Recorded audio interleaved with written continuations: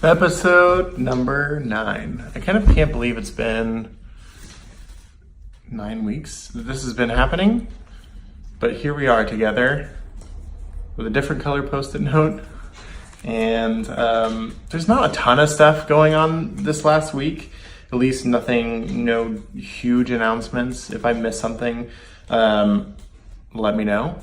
But some food stuff and some mainly things that I want people's opinions on, just for my own knowing. So if you can pass that along, if you hear something you want to chime in on, that would be amazing. There's a sandwich shop coming to town. It's called Ike's Love and Sandwich.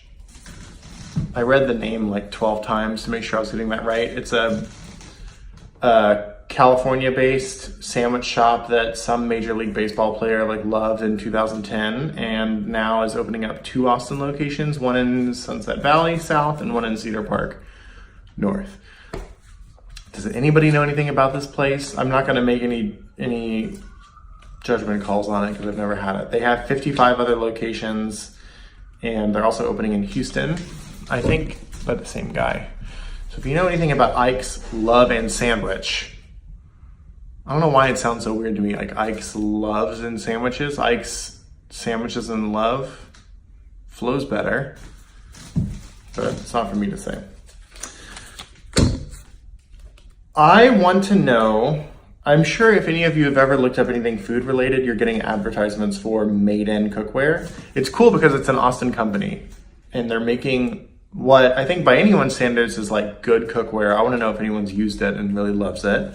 Grant Achatz and the Alinea Group team in Chicago has invested in them. They've received $8.3 million in investment so far, $5 million recently in a round they disclosed. Kind of like everyone and their brother in the corporate world deciding to seed fund has invested in this. The Bonobos guy did, Tacovas Boots people, all gave them money, but they're doing carbon steel and some nonstick and some stainless steel. If anyone has used Made in Cookware, let me know, because I think it could be cool to get. It's not really news, just if anyone can review cookware and pass it along, that would be amazing. There is a new healthy food salad sandwich scenario happening next to Brew and Brew on off 6th. Yeah, off of 6th. And could be good. If anyone knows any more about it, that's all I've gotten, is that it's a lady that opened it very recently, had a soft opening last month, like a very soft opening as they put it, and I guess it's just going now. So has anyone been? I'm gonna try it. New restaurant openings are happening. So stay tuned for more of those. East Austin zip code 78721. I'm sure some of you live there. Was rated number 4 in the country for the fastest gentrifying, really, zip codes in the country. Some interesting figures here, because we talk about gentrification a lot and how neighborhoods are transforming. Here's some numbers to go with that. It has gone up in value, property values, 148% since 2012. 148%. That's 7 years is 148%. The other interesting parts of that is income has gone up 30% in that same amount of time, 7 years. And the amount of people with a bachelor's degree or higher has gone up 70%. So tie into that what you will. 78721. This is east of airport, south of MLK neighborhood in the east side. Fastest growing. It's kind of nuts. I get a question a lot, and I'm sure everyone else does too, about what are Austin's industries? And I think we're always tech and finance. A big one is happening that's now kind of getting really close second to some big Austin industries, and that is consumer packaged goods.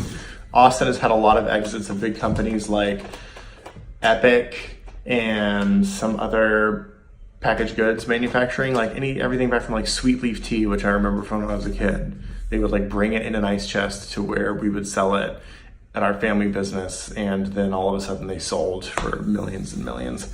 And that was a long time ago. But Austin has always had a really ripe environment. Someone in the article I read put that it's because it's like a top growing city and it's a top party city. And I guess all these people want snacks. So it's getting really, really big. It's about a $506 million figure of GDP from Austin.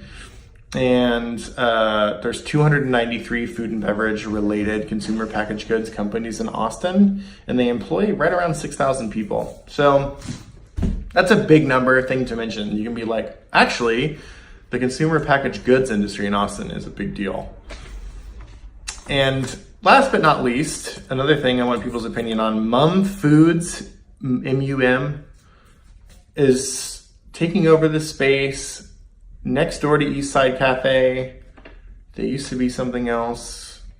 And they have like the best pastrami in Texas, that a food critic for the Texas Monthly wrote. Has anyone been to this?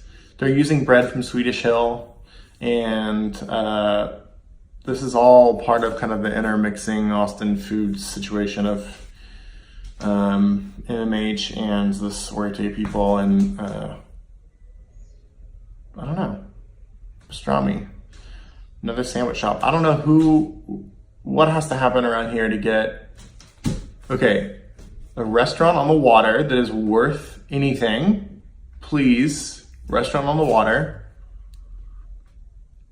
a good like fishmonger, like a place to just go and get amazing seafood that's not Central Market or Whole Foods because it's not the best, and an actual butcher shop, like an actual butcher shop, standalone. And I mean Whole Foods and Central Market aren't the best in the sense that they're not standalone. They're both great stores. But I think that we could miss that, like going to different shops back and forth. I think Austin really needs it. And I think that, especially with the consumer packaged goods industry blowing up, someone should branch out into some other spaces and open those things up. You can call me for recommendations anytime. But that's all I got. Message me if you know about Made in Cookware or Mum Foods or any of these things. Thanks.